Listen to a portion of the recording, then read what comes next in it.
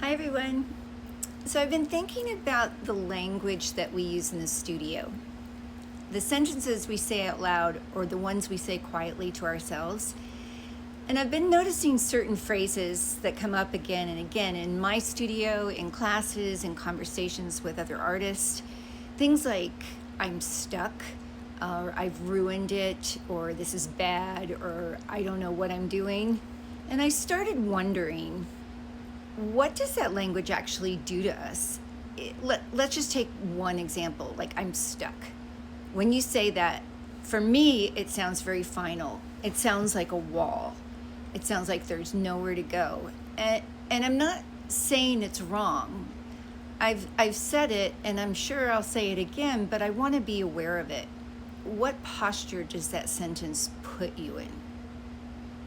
Does it keep you moving, or does it close the door? What if instead of saying I'm stuck, we said, I haven't figured out my next move yet? Do you feel the difference? Do you feel the difference in that? One feels frozen and the other one feels in motion. The painting hasn't changed, but the energy has changed. So here's something really simple you can try in your own studio this week, and it's the word yet. So add the word yet to this isn't working. This isn't working yet. I don't know how to resolve this yet. I can't do this yet.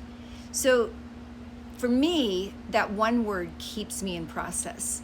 It acknowledges that the growth is happening, even if you can't see it yet. Yet is a very generous word if you think about it. And I also think the language affects our bodies. When we say I ruined it, something tightens. There's a little spike of panic or contraction. But what if we said, I made a bold move and now I need to respond?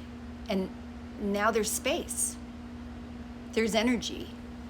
There's agency. And now there's curiosity, which you know I love. So the painting hasn't changed, but the sentence did. And that changes the next move.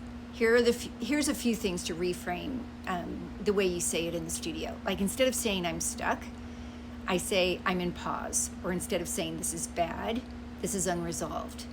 I don't know what I'm doing. I'm working beyond what I already know. I messed it up. I pushed it further than I'm used to. So notice how these sentences come to you in the relationship with your work. Instead of being always in judgment.